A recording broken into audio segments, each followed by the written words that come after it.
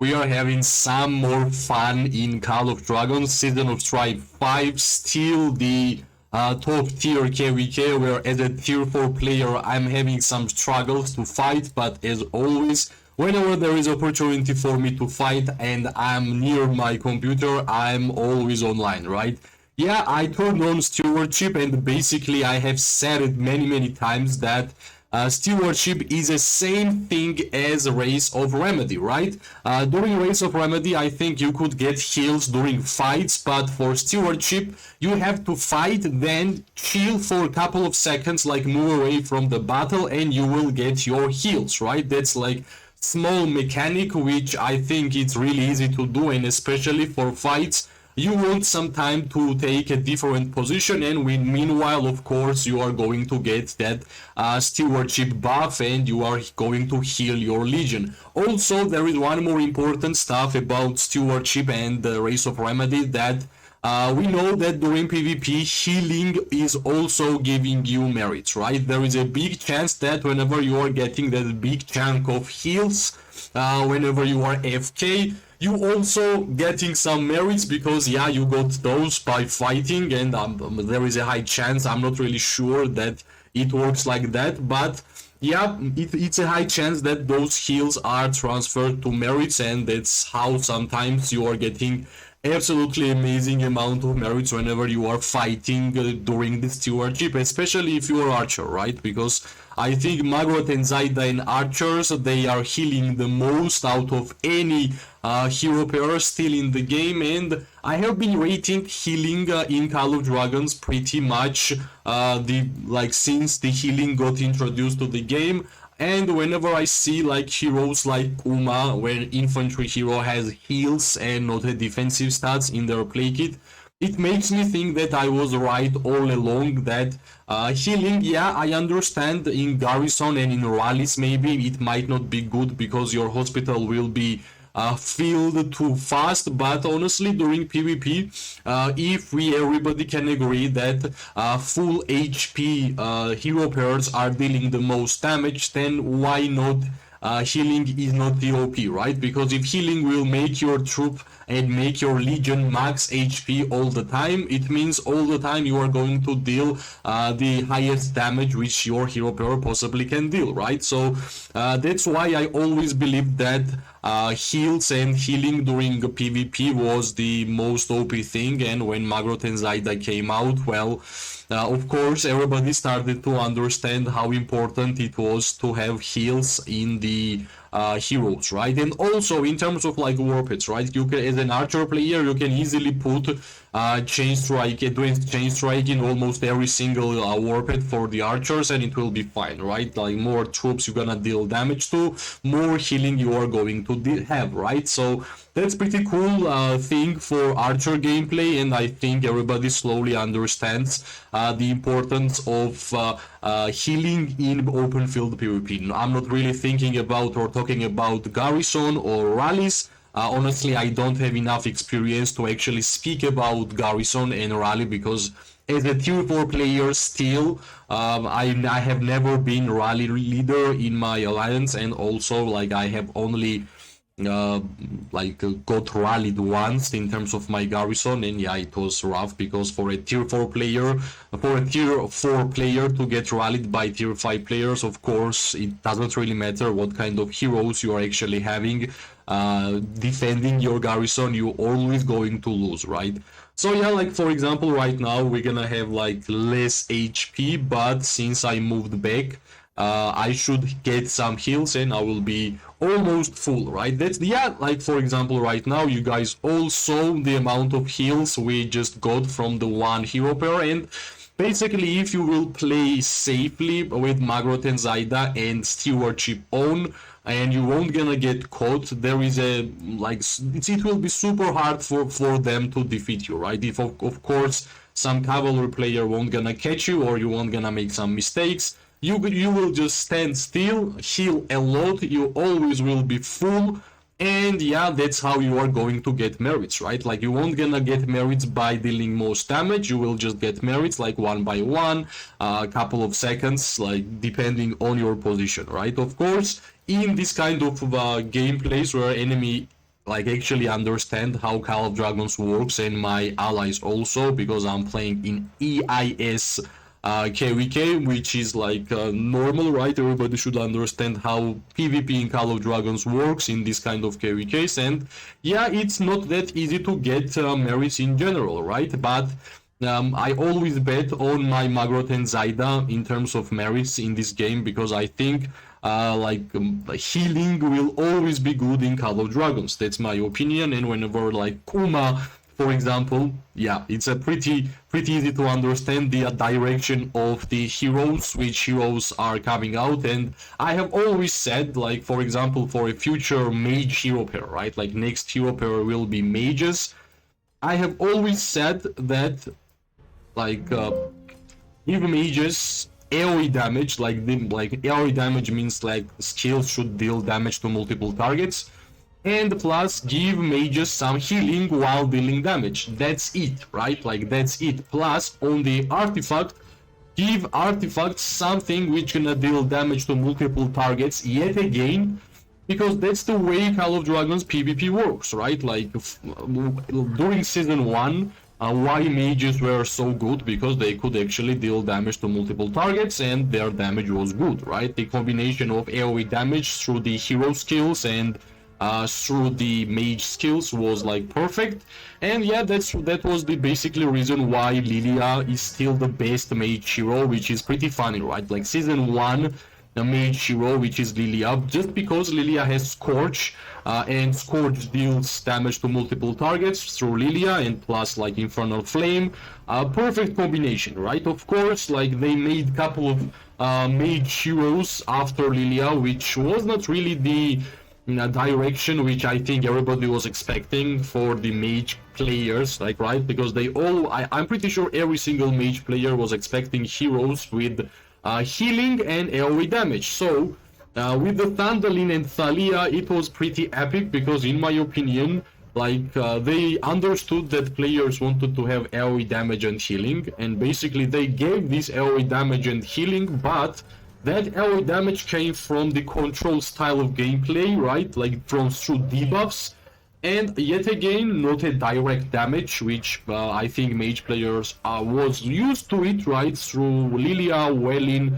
like basically that was the idea of mages, right? You're gonna have high amount of skill damage factor, and like you also gonna deal damage to multiple targets. Basically that was the main idea of mages, and I don't know, maybe every single time when mage heroes were coming out, like I'm pretty sure disappointment was visible from the mage players, and hopefully, and I hope honestly, I will try my best to maybe give them feedback or something, that I think I'm right, that's the hero pair type, like mage hero type, which I think everybody wants to have for the mage players.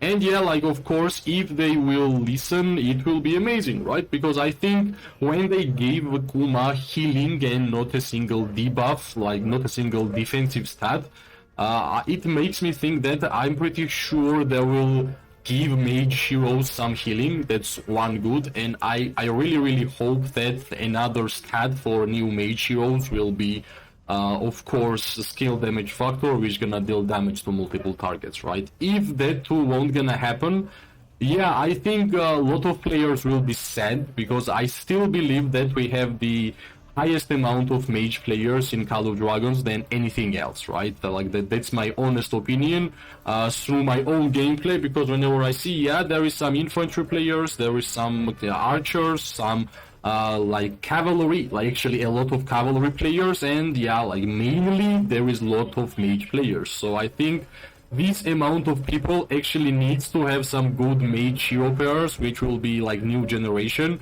because it's kind of sad that still after like 2 years their best hero pair in the game is like hero in the game is G1 hero, right? Which is pretty sad. Yeah, I went back to get some more heals. I'm pretty sure I was getting targeted by the infantry player, which would be yeah, we got heals and we are going back, right? Yeah, like for 30k merits in this kind of fights as a tier 4 player, I think everybody should be happy. And yeah, like some people say it's impossible to play as a tier 4 player in like huge KVKs where there is like maxed out players. And I hope these videos which I have been making in terms of merits will prove you wrong, that even being tier 4, and I'm gonna show you later, like in the end of the video, the research which I'm having currently. Like I have a South Strategist tool on last level still being researched, and you guys understand how important that buff will be for my account, right? 6% additional physical attack for an archer player will be super huge, and of course I still have left some buffs which are really important for PvP gameplay, right? Because whenever you are fighting against maxed out players, yeah, that's rough, right? And you guys saw in like my last videos, there have been reports with like 9k, 10k merits.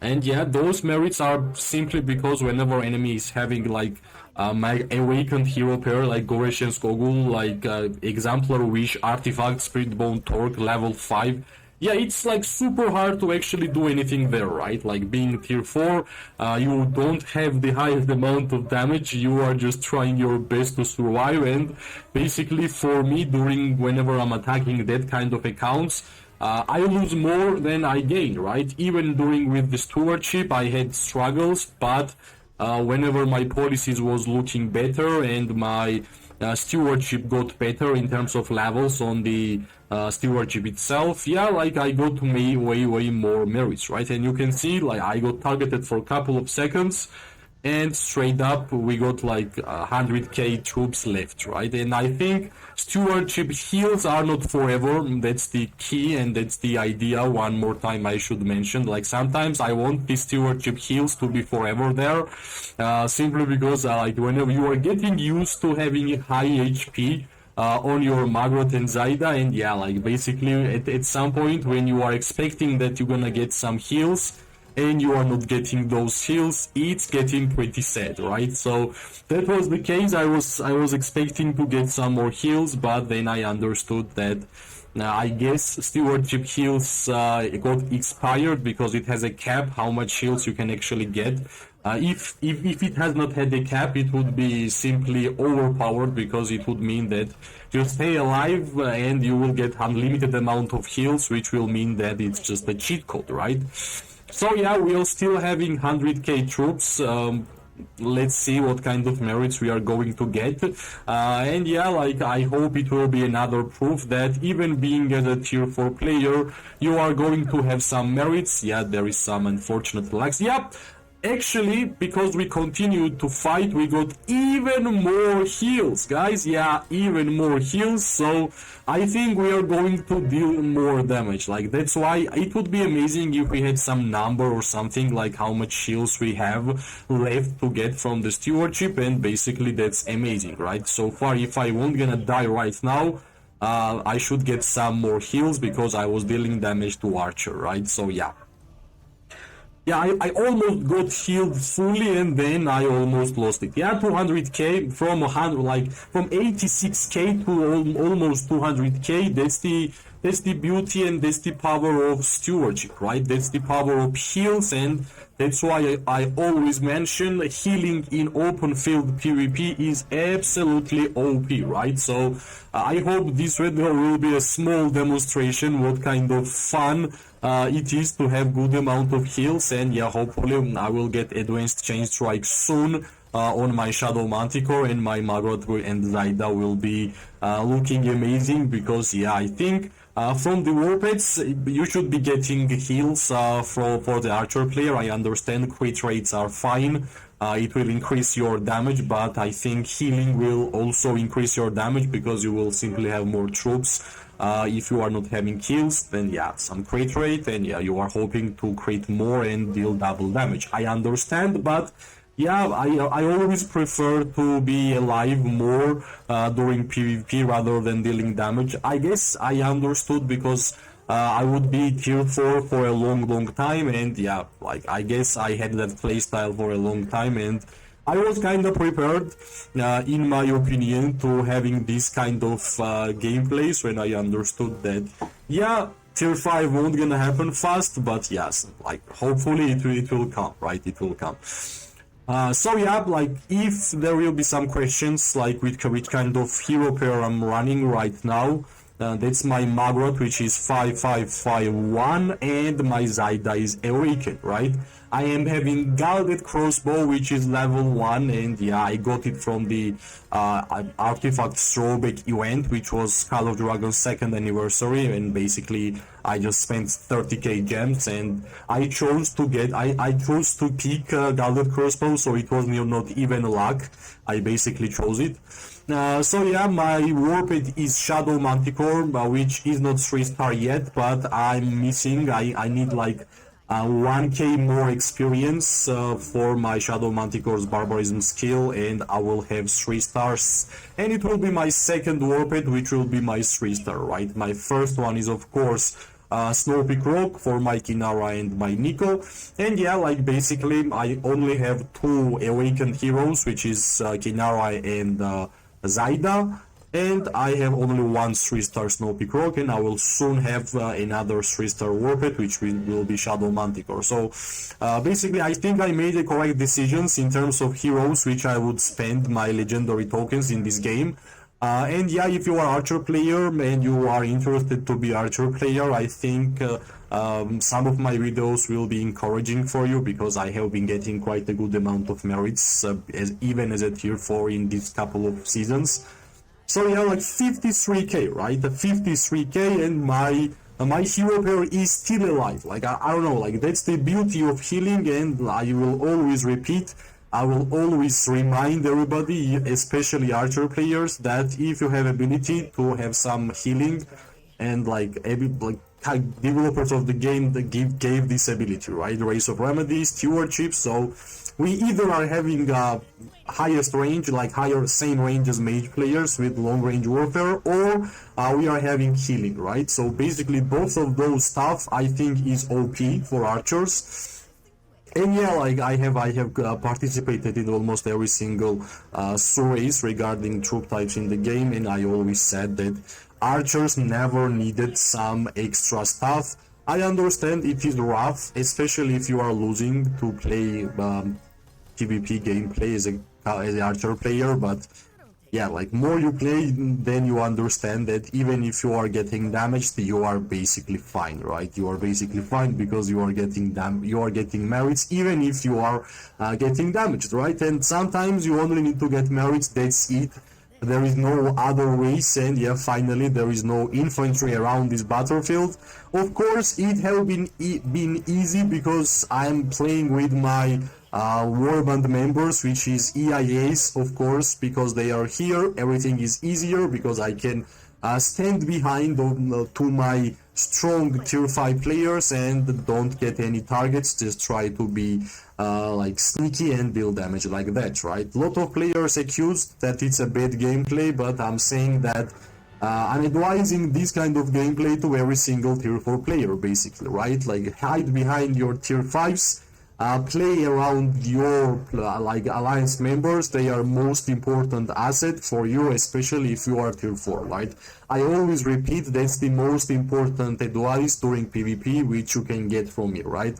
You won't gonna deal too much damage, like clicking once on enemy won't gonna change the way this fight will be decided, right? That's the way I'm thinking. Only thing which will matter is that if you will survive for like longer for the PvP, it will be better for the mentality of your alliance members. They will think that there is a lot more members and we are more than enemy, and they will fight better, right? And because of that, it matters that you should stay alive. And plus, of course, I'm pretty sure everybody is happy and will be happy to fight longer rather than in a short period of time wherever you are fighting, right?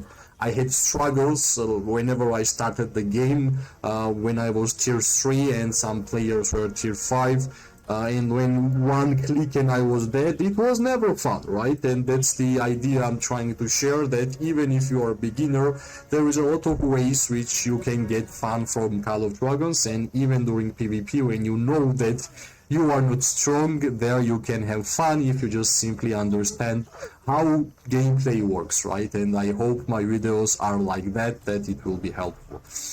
Yeah, regarding like my future plans, of course, I'm trying my best to awaken Moose Young, and she will be my third awakened hero. I'm hoping to awaken her until new archer heroes will come out, and it will be great if I can manage to do that, because of course something tells me that new archers will be totally fine and they will be absolutely way better than Fulgrim and Sibyl, right? I'm not saying Fulgrim and Sibyl is bad. I think Fulgrim and Sibyl goes to a same tier as Sindrian and Freygar, right? We still have one chosen ones, which is Magrot and Zaida, and I hope a new archer hero pair will be some kind of Magrot and Zaida style, which will allow us to be excited yet again by playing as an archer, right? Yeah, I honestly believe that we have a lot of merits because we healed a lot, we survived a lot of time for this fight, and I absolutely believe that it will be a good amount of merits. And that's also why I'm trying to be more aggressive, because it will take too much time for one video to record the PvP gameplay of one solo gameplay, right? That's why I'm a little bit more aggressive. Of course, I would not act like that if it was like, if I wanted to continue even longer, I would still have like 100k troops here and would do even more damage. But yeah, let's see what was our maximum. I'm pretty sure we don't have any more stewardship buffs, and yeah, it should be enough, right? It should be enough. At first I will show you my research, where I am for my tier 5 journey. 63 days, and I need one level here, and we are gonna get Archer tier 5, which will be crazy, because yeah, I have been playing this game for 2 years, which is, yeah, super interesting, right? Yeah, 63 days. Let's see what's gonna happen in 2 months. That's the time, I guess, which we'll need for this skill.